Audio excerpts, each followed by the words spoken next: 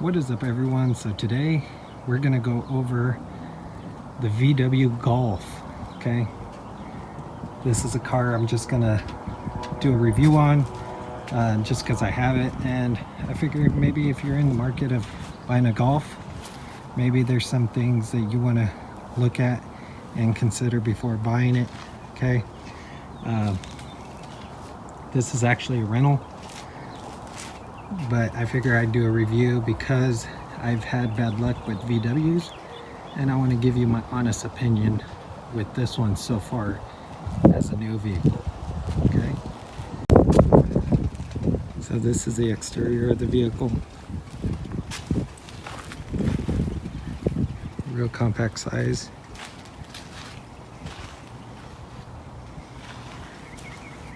Pretty clean setup.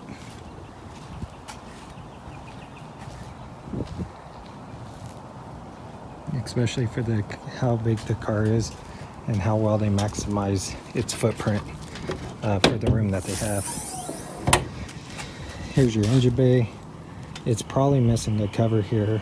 Like I said, this isn't mine. I just figured I'd show you guys what it looked like. Okay. You have one strut in the center, lifting the hood, and that's basically it. For the keyless door entry, you just have your keys on you and it opens up automatically on the rear side. Okay, you have this that I push down.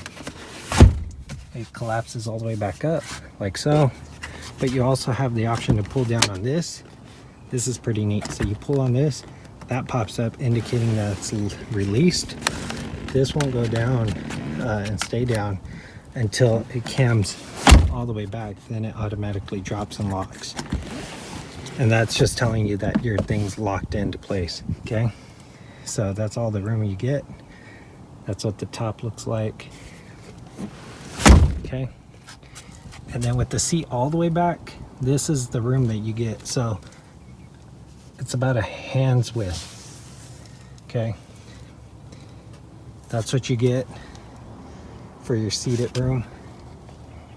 Inside, that's what it looks like from the rear. Okay, in my driving position, of course, I get a little bit more than a hand's length, but that's me reclined back, and that's a lot of room up front. So I mean, it's pretty decent for what it is, especially for having a hatchback. I mean, that's pretty good room. So for your gas cap, it is plastic. Okay. For the rear, you push in on this, it unlocks it with the keys, and you pull up, and it's a lever. As you can see, this cams upward to secure anything you have in here, so that way people can't see it down at the bottom. So anything you have in storage, this will cover it. And also you could set things up here because it's recessed down here, and nothing will start flying around. All right, you have little compartments here on the side, which allows this to slide up and then conceal whatever it is you have back here. Okay, you got a spare tire under here, so let me lift that up. One crazy thing is, you can see where it pivots back here, and look at all that extra room you have. You have like a good 4 or 5 inches on top of the spare tire that's just not even used. It just makes this whole thing shallow. You also have the option to push down on this and push that forward out of the way to put skis, 2x4s, turn it into a utility vehicle. Okay, so for the interior of the vehicle, this is what the dash looks like. Okay, so we'll start over by the driver's side. Of course, you got your lock and unlock buttons here. They sit flush, but they have raised indentions that allow you to basically feel for the button, especially at night. They also illuminate. You have your mirror adjustment for your mirrors, and you have a left and a right. The center right here is off, so you don't accidentally bump into it and adjust it. You have a heater option here, which you turn this all the way around, okay, to do that. And all this stuff has tactile feedback, so it has like a springy motion, and then once it fully cams over, it goes into an indent. Over here you have your safety lock here for your windows for the rear, your regular up and down options. You have your headlights here, which allow you to do auto. Not all cars have the auto option, especially on the base models. You have your vent options here that allow you to basically shut off your vents, turn them on. Once it cams all the way to the side, it does click. These are pretty stout. Even the adjustments are pretty nicely oriented. The adjustments on some of them feel cheap. On some cars, you have your dash illumination adjustment there for how much you want to illuminate your dash here. The dash itself is pretty basic. You do have right in this area a digital display readout, which gives you miles per hour, and then you could cycle through that for your trip and all that stuff. You have regular gauges for the RPM and your speed over there too, so these two are redundant. Okay, for this model in particular, it does have your volume here, your basically cruise control options, your audio here to change the tracks, okay, and then you have a flat bottom steering wheel. Okay, nothing spectacular, just something basic. Climate control options here, they're pretty basic. They feel kind of cheap turning these. I don't know if you could hear that, but they sound pretty cheap.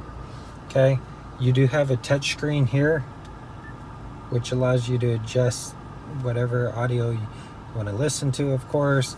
The buttons here are flush.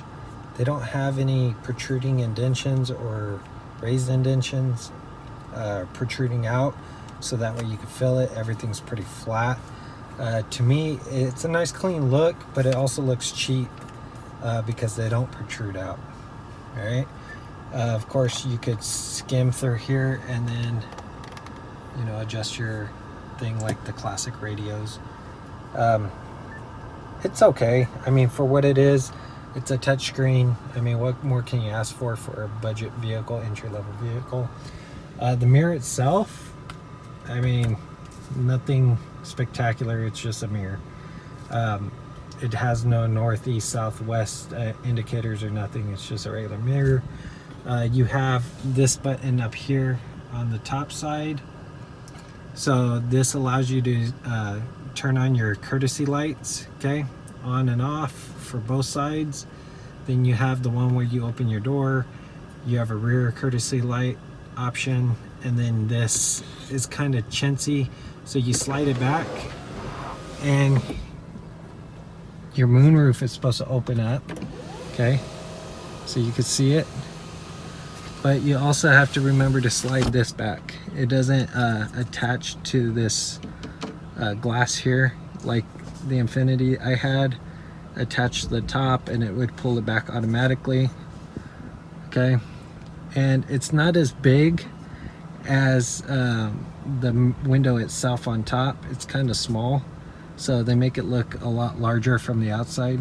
Okay, should have went all the way back there, all the way back to where the courtesy lights are for the rear. And then to make it go forward, you just push it forward like so, and then it would slowly close and seat down. It's pretty interesting that it lifts up and then goes back, because on the outside it looks kind of weird. So on the outside, as you can see, it lifts up and pops out of the top. So the bug deflector itself is really chintzy, or the air diffuser, whatever you want to call it. It's like a nylon material, so it's not really heavy duty at all. Expect that to not last. So you have your buttons here for SOS and all of that stuff. Typical layout. On the passenger side, you just have a window button and your locking buttons. Glove compartment, auto drops. You have an area for a service manual to go in there, which is pretty cool. Same thing for the storage. You do have plenty of glove box storage. For the actual shifter area, you have auto start, auto off. So when you come to a stop, this will turn off your car, turn it back on. You have park, reverse, neutral, drive. Okay, so when you put it in gear, like so, okay, it's in drive. Okay, and then you see where it says auto start, it displays up there.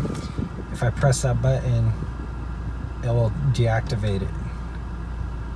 Okay, so that's supposed to be better for fuel economy if you're stalling for a while, like maybe LA traffic or whatever. But in normal driving conditions, that might actually use up more gas than it saves you. Okay, so that button's here.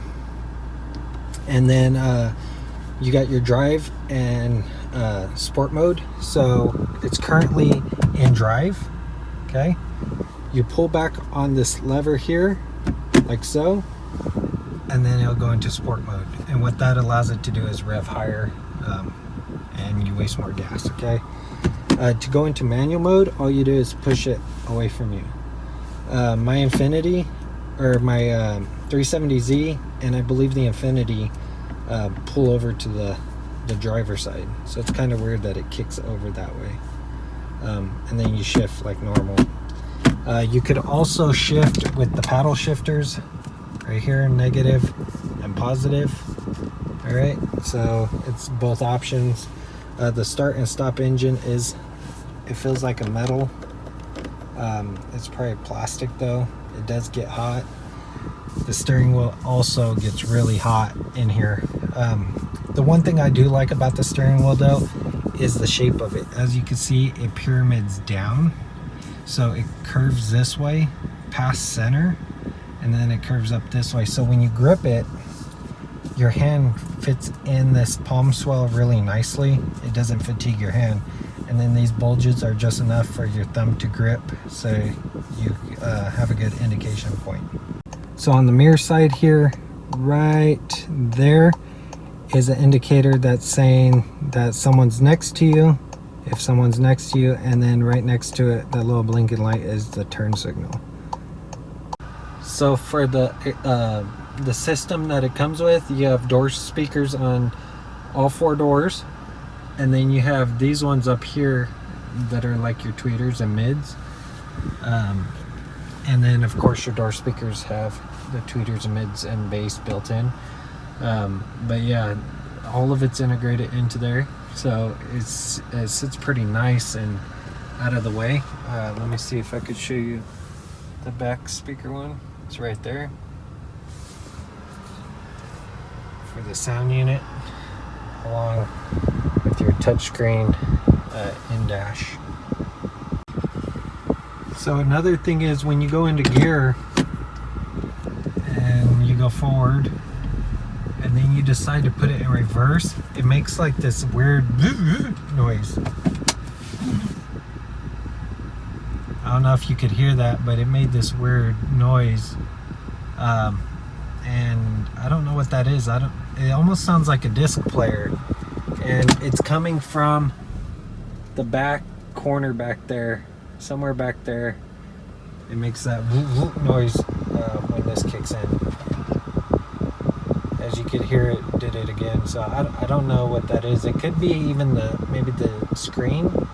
Maybe there's a hideaway camera in there that's flipping up. I'm not quite sure. Let's try it again. Yeah, it happens when this comes on, so I'm thinking maybe it's a hideaway camera somewhere tucked up in there. So if you listen closely, when I put it in reverse, you should be able to hear it back here.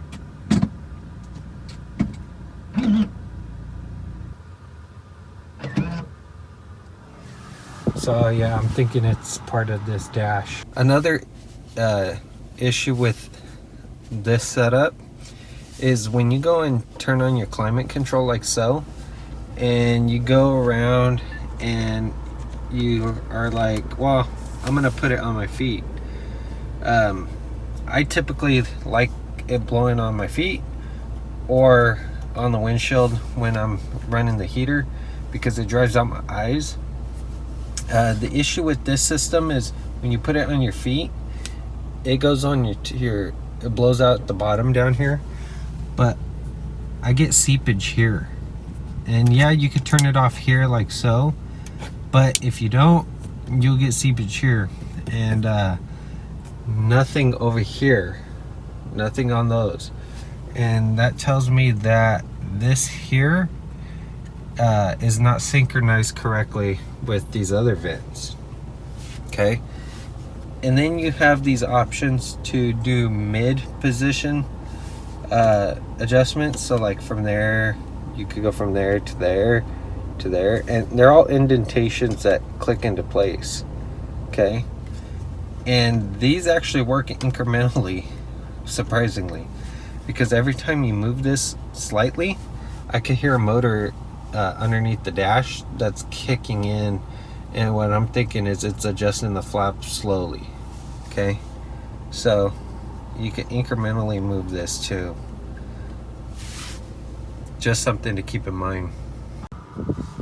So you do have an e-brake here. It's plastic on top and like a fake leather at the bottom. It's pretty cheap looking. You have a cigarette compartment with no cigarette, little heater because no one smokes anymore. I don't know what these vents are, maybe to help cool it down. This is pretty clever. So your center column here will slide forward to extend your armrest, and then it slides back, and it also lifts up. Okay, so junk's in there. The only thing I don't like is it's not auto lift. It actually has a lot of like friction here. Like you actually have to pull up pretty hard and push down pretty hard for it to go in and out. Okay, your seats themselves, they're like a leather material. They're nicely stitched. I do like the perforated look. It gives a classy look to it. It's something different. Okay, you got a seat adjustment. Like I said, this thing is like bare minimum, but it's good for what it is. Okay, you have no leather here. It's like almost like a nylon fabric here. The one thing I don't like about perforated seats, of course you could get them heated or not when they're perforated, but the one thing I do not like is the fact that dirt collects in there. So if you have tan seats, it collects. Okay, so it's a basic, really nice layout for the interior. Nothing over the top, and it's not lacking everything that you would expect, you know, a vehicle along this price range to lack. So I mean, you get a pretty decent deal. Okay, providing that they last, because I don't know, I've had bad luck with VW. So I mean, you have your lights here, and then over here you have your windshield wipers, and then the rear windshield wiper options. So for the rear interior, you do have pretty good space for what it is. Okay, it's a really nice layout. Larger people can sit back here and have enough headroom, but one thing you're gonna lack is foot space down here. When the seat's all the way back, as you can see, you lack foot space or foot room. Okay, but that's with the seat all the way back. But you got plenty of headroom. So the headroom up here is pretty good. Alright, so we'll do some speed test with drive mode on. So this is flooring it.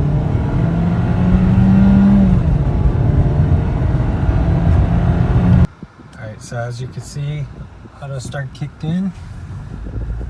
And as we make our way through, the road noise itself isn't that loud. I mean, it's pretty quiet.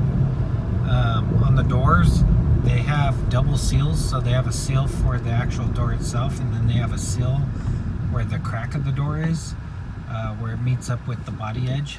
So they have a seal right here, and then a seal back here between the two doors, and that allows you to deaden a lot of the road noise that may come through there, especially on freeway speeds with the wind.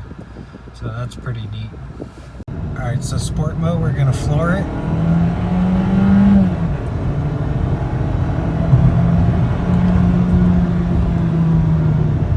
It revs up pretty high and it sounds kind of funny. It's like almost like a electric winding motor. It's kind of funny because there's no like heavy decibel exhaust on it. So it does spool up pretty high though. And then if I decided to do manual mode, as you can see it says M7. It's an 8-speed transmission. So you get all the way up to 8, and that's like an overdrive. And then as we downshift, it'll just start cycling through the gears. But if you don't, it should automatically jump into sport mode because I'm in sport mode, but manual transmission, it doesn't let me cycle through the gears, so it should automatically downshift if you just hit the brakes. Okay. So this is what it looks like behind the wheel. Okay. You got plenty field of view, like look at the top to the hood. So the mirror's right there. A lot of field of view.